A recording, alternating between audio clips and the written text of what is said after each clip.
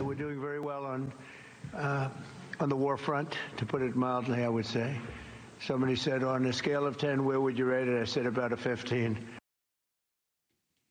All right, there's no surprise about his optimism, but, you know, we have half a dozen dead service members. We don't know how long this is going to take. We don't know what their retaliatory capabilities are. We don't know what's going to happen in and around the region. There's a long way to go. It's easy to say the regime sucks, and it's good that Khamenei is dead, and now maybe his son is dead. But that is a very different proposition than knowing that we are safer than we were before. So let's bring in Bill O'Reilly, Stephen A. Smith, and let's get after what's going on here. Bill O'Reilly, you saw the interview with Fetterman. He's finding himself a man without a party. But on this issue, it is not new for politicians left and right to say, if Iran messes up, we'll go after them. Again, Hillary Clinton told me she would obliterate them in 2008. How do you think this is playing so far? Well, it's 50-50, according to a Fox News poll out today. And right after the action was initiated, it was 59-41 against. So the American people, according to polls, Fox poll isn't the greatest, but they're coming around to, look, this was a dangerous situation.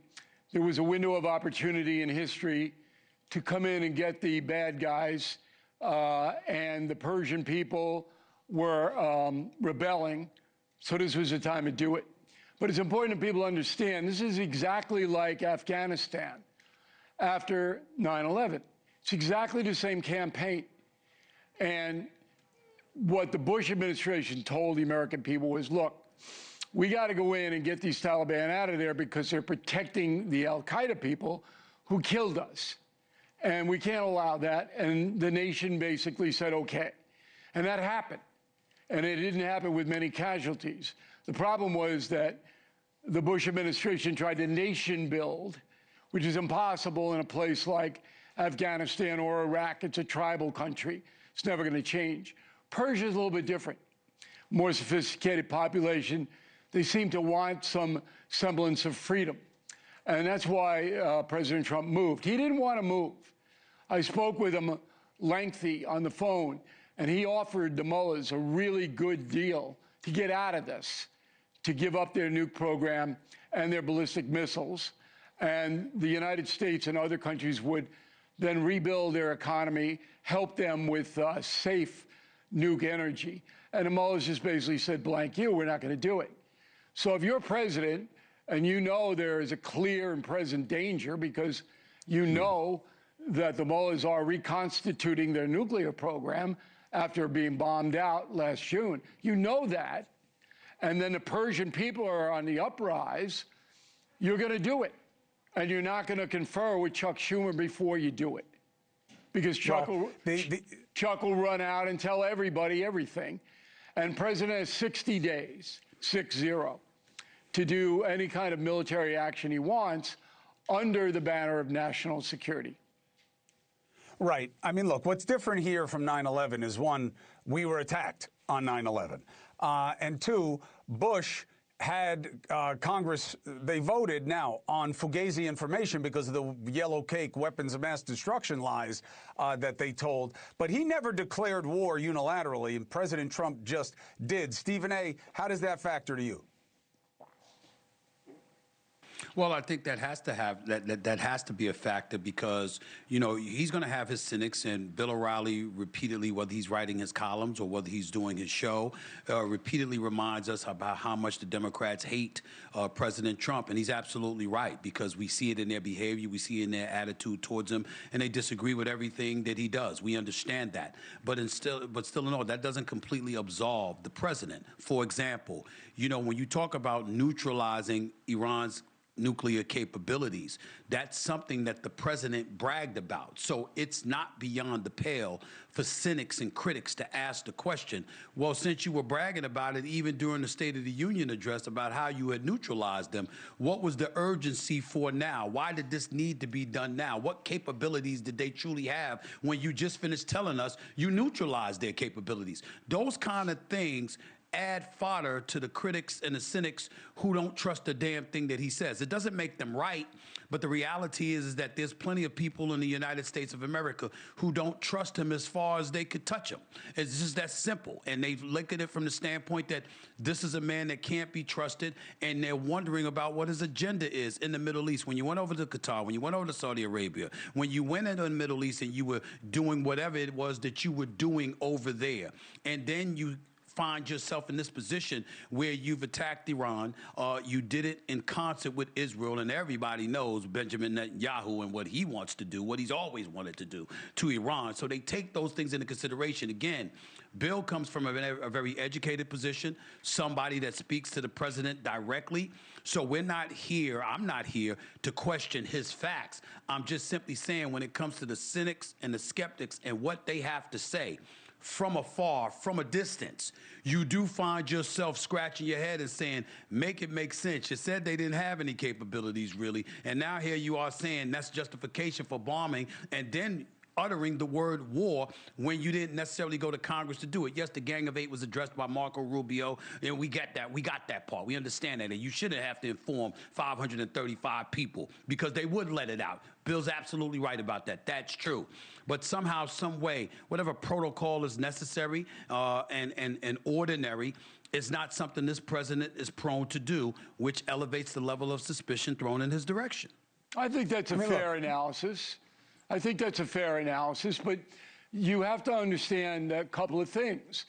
That the goal of this, if you want to be honest about it and stop playing political games, which I despise, is to get rid of the theocracy. Right.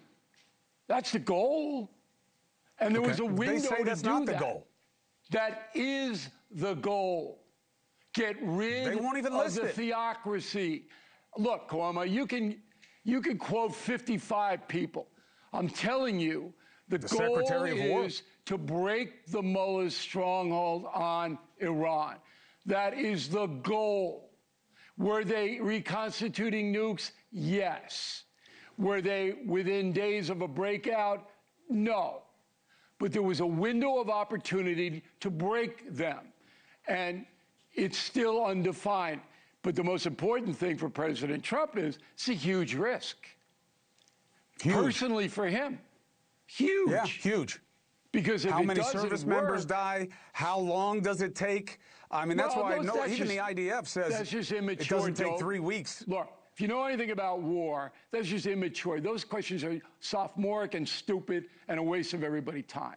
Nobody knows. How many people die is as stupid, and so you sound like somebody who doesn't have anybody in the service, Bill, because let me tell you something. If you were worried about him not coming back, it's not sophomoric, it's not stupid. You have families who are never the same because of the price of the commitment. Everybody it should be valued. Knows it should be you measured. can't predict war. Everybody knows it. That's why you go into it the right way and you get votes from Congress and you don't just do it and then see how many die. It's a bunch That's of not a smart approach. Bunch of garbage. There hasn't been a president, and Fetterman pointed this out. Fetterman pointed it out. Hasn't been a declaration of war since World War II. Presidents know they have to move, and they have to move fast. Trump said we're at war with Iran. No president has ever said that unilaterally before. None. What? So what? It's against the Constitution. Congress declares war. He is using a phrase, okay? Yeah. All right. Stephen, get in there. Help him out. Help out your friend. Article 2 of the Constitution gives the president the right to do what he did.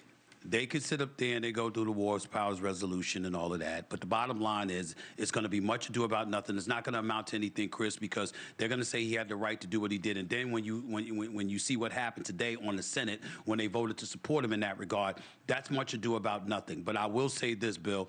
Here's the reality. Of course, in war, there's going to be casualties.